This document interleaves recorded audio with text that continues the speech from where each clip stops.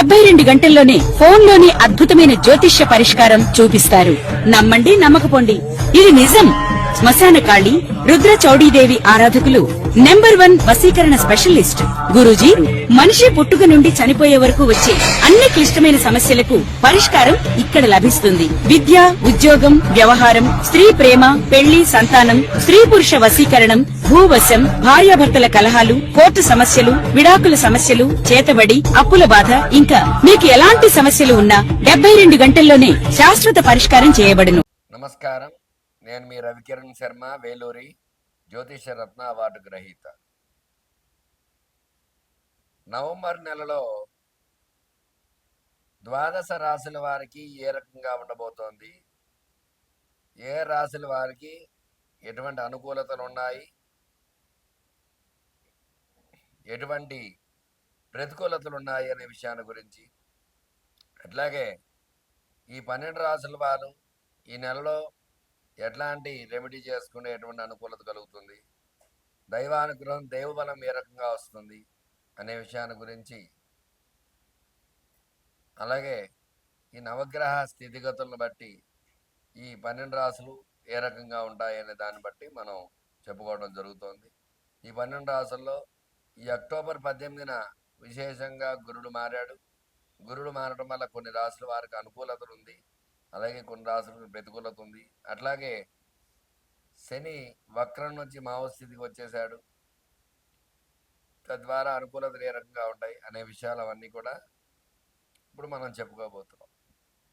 అట్లాగే నవగ్రహ అనుకూలత, ఈ నవగ్రహ స్థితిగతులు వాటి స్థానాన్ని బట్టే మానవుడి యొక్క జీవితం అనేది ఏర్పడుతుంది. కాబట్టి ఈ 12 రాశుల్లో ఈ నవగ్రహ స్థానాలు ఏ ఏ స్థానాల్లో ఉన్నాయి, ఏ ఏ రాశుల్లో ఉన్నాయి, ఉచ్చ నీచ సమస్థితులను బట్టి వాటి యొక్క గ్రహస్థితి ఏ రకంగా ఉండబోతోంది, గ్రహానుకూలత ఏ రకంగా ఉండబోతోంది, మరి ఎట్లాంటి ప్రతికూలతలు ఉన్నాయి, ఎట్లాంటి ప్రతికూలతలు, ఎలాంటి ఇబ్బందులు కలగబోతున్నాయి, దానికి ఏమి పరిహారం చేసుకోవాలి అనే విషయాన్ని గురించి మరికొద్దిసేపట్లో మీకు చెప్పబోతున్నాను.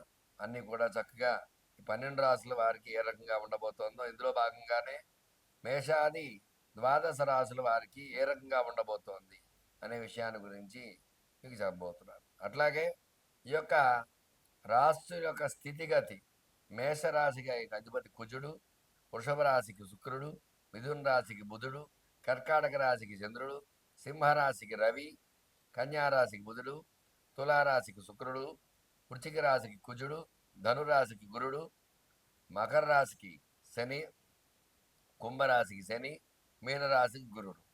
వీళ్ళు ఆ యొక్క గ్రహాలకు అధిపతులు. కాబట్టి ఈ గ్రహానుకూలత ఈ యొక్క అధిపతులను బట్టి, లగ్నాన్ని బట్టి, లగ్నాధిపతులను బట్టి ఏ ఏ రాశుల వారికి ఏ రకంగా ఉండబోతోంది అనేది క్షుణ్ణంగా పరిశీలించి మీకు చెప్పడం జరుగుతుంది. అందువల్ల ఈ యొక్క ద్వాదశ రాశుల వారికి నవంబర్ నెలలో ఏ రకంగా ఉండబోతోంది అనే విషయాన్ని చెప్పడం జరుగుతుంది. నమస్కారం. నవంబర్ నెలలో మేషరాశి వారికి ఏ రకంగా ఉండబోతోంది అనే విషయాన్ని గురించి మీకు చెప్పడం జరుగుతోంది. మరి మేషరాశి అధిపతి కుజుడు అనుకూలంగా ఉన్నాడు. అయితే ప్రథమార్థం చాలా బాగుంది, ద్వితీయార్థం ప్రతికూలంగా ఉంది. మరి ఈ మేషరాశి వారికి ఈ నెలలో విద్యాపరంగా చూసుకున్నట్లయితే ప్రథమార్థం అంతా కూడా చక్కగా చదువుతారు, ద్వితీయార్థంలో కొంచెం ఇబ్బందులు వస్తూ ఉంటాయి చదువు పరంగా. ఉద్యోగం ప్రయత్నం చేసేవారికి ముందు 15 రోజుల్లో ఉద్యోగ ప్రయత్నాలు అనుకూలిస్తాయి, తర్వాత ప్రతికూలించే అవకాశాలు ఉంటాయి. అలాగే వ్యాపారస్తులకు కూడా ప్రథమార్థం చాలా బాగుంటుంది, ద్వితీయార్థం కొంచెం ప్రతికూలతలు ఉంటాయి. కొంచెం వ్యాపారంలో తగు జాగ్రత్తలు, తగు మెలకువలు తీసుకోవాల్సి వస్తుంది. అట్లాగే వ్యవసాయదారులకి వ్యవసాయం ఫస్ట్ 15 రోజుల్లో పంట చక్కగా బాగానే ఉంటుంది, కానీ తర్వాత 15 రోజుల తర్వాత అకాల వర్షాలు రావడం, పంట చేతికి అందకపోవడం, ఇట్లా ఇబ్బందులు సామాన్యంగా ఉంటుంది. అంత ఇబ్బంది కలగదు, కానీ సామాన్యంగా ఉంటుంది అన్నమాట వ్యవసాయదారులకి. అట్లాగే వివాహ ప్రయత్నం చేసేవారికి ప్రథమార్థం అనుకూలంగా ఉంది, ద్వితీయార్థం ప్రతికూలంగా ఉంది. అలాగే సంతానం గురించి ఎదురు చూసేవారికి ఈ నెలలో ప్రథమార్థంలో శుభవార్తలు వినే అవకాశం ఉంటుంది. ద్వితీయార్థంలో కొంచెం చేదు అనుభవాలు ఎదురవుతాయి, కొంచెం జాగ్రత్తలు వహించాలి. ఎందుకంటే రాశ్యాధిపతి కుజుడు, సంతానకారకుడు కుజుడు కాబట్టి కుజానుగ్రహం, కుజబలం ఉంటే ఖచ్చితంగా అనుకూలతలు ఉంటాయి. కుజుడు బలంగా ఉన్నప్పటికీ కూడా ప్రథమార్థమే అనుకూలంగా ఉంది, ద్వితీయార్థం ప్రతికూలంగా ఉంది కాబట్టి సంతాన బలంగా ఇబ్బందులు ఉంటాయి, కొంచెం జాగ్రత్త పడాలి. అలాగే రియల్ ఎస్టేట్ వ్యాపారం చూసుకున్నట్లయితే కుజుడు అధిపతి అయినప్పటికీ కూడా కొంచెం రియల్ ఎస్టేట్ వ్యాపారం డల్గానే జరుగుతుంది, కొంచెం ఇబ్బందిగానే ఉంటుంది. మరి ప్రథమార్థంలో కొంతమైన పర్వాలేదు, కానీ ద్వితీయార్థంలో నత్తనడక నడుస్తూ ఉంటుంది వ్యాపారం అంతా కూడా. రియల్ ఎస్టేట్ వ్యాపారస్తులతో ఒక జాగ్రత్త వహించాలి. అట్లాగే స్టాక్ మార్కెట్లో స్టాక్స్ పెట్టేవారు ఆచితూచి అడుగు వేయాలి. ప్రథమార్థం అనుకూలంగా ఉంది, ద్వితీయార్థం నష్టపోయే అవకాశం ఉంటుంది. వస్తుంది కదా అని పెడితే మాత్రం స్టాక్ మార్కెట్లో నిల్వ చేసిన వారు ఇబ్బందులు పడవలసి తప్పు వస్తుంది, చాలా జాగ్రత్త వహించాలి. సినీ రంగంగా చూసుకున్నట్లయితే ప్రథమార్థంలో సినీ రంగంలో మూవీలు అన్నీ కూడా రిలీజ్ అయితే ఖచ్చితంగా అనుకూలతలు ఉంటాయి. సూపర్ హిట్ లేదా యావరేజ్లోనే వెళ్తుంది. ద్వితీయార్థంలో అయితే మాత్రం యావరేజ్, బిలో యావరేజ్ అయ్యే అవకాశాలు ఉంటాయి సినిమాలు. సినీ రంగం కూడా అంతంత మాత్రంగా ఉంది, తగు జాగ్రత్త వహించాలి. అలాగే మొత్తం మీద చూసుకున్నట్లయితే ఈ రాశి వారికి ప్రథమార్థం కంటే కూడా ద్వితీయార్థం చాలా ఇబ్బందులు ఉన్నాయి. అలసట అలాగే ఏర్పడటం, ప్రయాణాలు, అకాల ప్రయాణాలు, అట్లాగే దొంగల భయం, ఇట్లాంటివన్నీ కూడా ఎక్కువ వస్తూ ఉంటాయి, తగు జాగ్రత్తలు వహించాలి. ఇబ్బందులు వస్తూ ఉంటాయి. ప్రథమార్థం కంటే కూడా ద్వితీయార్థంలో చాలా ఇబ్బందులు ఉన్నాయి, తగు జాగ్రత్త వహించినట్లయితే అనుకూలతలు ఉంటాయి. మరి వీళ్ళు ఏం చేయాలి, ఏం చేస్తే బాగుంటుందంటే మేషరాశ్యాధిపతి కుజుడు కాబట్టి మంగళవారం నాడు, ఇది కార్తీక మాసం అవడం వల్ల ఈశ్వరుడికి విశేషముగా కుంకుమ నీళ్లతో అభిషేకం చేయటం ద్వారా అనుకూలతలు వచ్చే అవకాశం ఉన్నాయి. అలాగే కుజుడికి జపం చేయించుకొని కందుల దానం ఇవ్వడం ద్వారా ఖచ్చితంగా ఈ రాశి వారికి అనుకూలతలు వచ్చే అవకాశం. చూశారు కదండి, మరి మేషరాశి వారికి ఏ రకంగా ఉండబోతోంది, ఎలాంటి అనుకూలతలు ఉన్నాయి, ఎలాంటి ప్రతికూలతలు ఉన్నాయి విషయాన్ని చెప్పడం జరిగింది. చెప్పిన రెమెడీ పాటించి శివానుగ్రహాన్ని పొంది చక్కగా అనుకూలత ఏర్పాటు చేసుకోండి. మీ రవికిరణ శర్మ, వేలూరి జ్యోతిషరత్న వారికి 12 రాసుల వారికి కూడా మరి ఏ రకంగా ఉంది అన్నది వివరంగా చెప్పడం జరిగింది. ప్రతి ఒక్కరూ కూడా గ్రహ అనుకూలత ఉంటేనే మీకు అనుకూలంగా ఉంటుంది. గ్రహాలు ప్రతికూలంగా ఉన్నాయంటే మీరేమి చేయలేరు.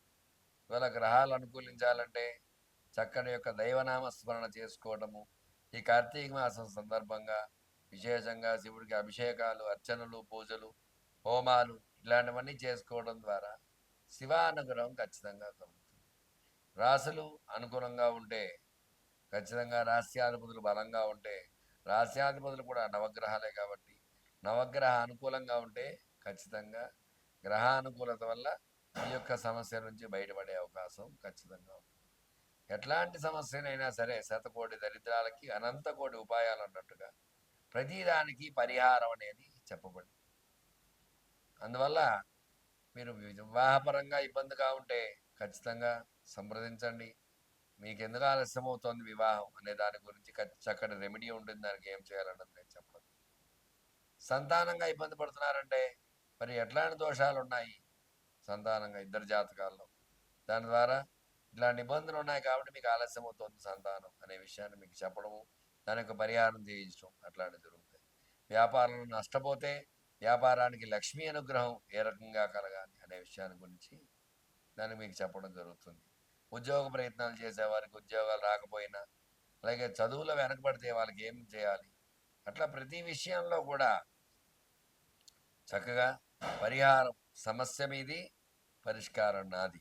ఖచ్చితంగా మీకు రెమెడీ చెప్పడం జరుగుతుంది. మీకు అనుకూలంగా ఏ విషయంలో అయినా సరే జాతకం మీకు ప్రధానంగా చూసుకుని జాతకపరంగా మీకు ఎలాంటి ఇబ్బందులు ఉన్నా సరే, ఎటువంటి గ్రహ అనుకూలత లేదో గ్రహానికి పరిష్కారం చేసి పరిహారం చేసి తద్వారా గ్రహ దాన జప తర్పణ హోమ దాన భోజనాది కార్యక్రమాల ద్వారా గ్రహానుకూలత చేకూర్చి మీకు చక్కగా మీకు శుభాన్ని చేకూర్చడానికి నేను సిద్ధంగా ఉంటాను. మీకు ఎలాంటి సమస్యలు ఉన్నా సరే నా నెంబర్ స్క్రీన్పై రోల్ అవుతూ ఉంటుంది. మీ రవికిరణ శర్మ, వేలూరి జ్యోతిష్ రత్న వారి గ్రహీత. నమస్కారం. నన్ను సంప్రదించండి.